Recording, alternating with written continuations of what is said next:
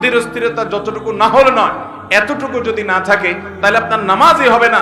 কারণ সেটা না হলে ওয়াজিব তরক হবে, অনেক ওলামাদের অনেক ইমামদের মতে ফরজ তরক হবে, যার কারণে নামাজই হবে না।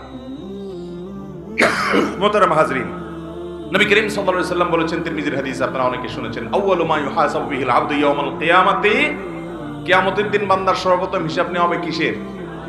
ইবাদতের মধ্যে নামাজের হিসাব সর্বপ্রথম নেওয়া হবে। আর মানুষের পারস্পরিক লেনদেনের মধ্যে মানুষ খুনের হিসাব সর্বপ্রথম নেওয়া হবে।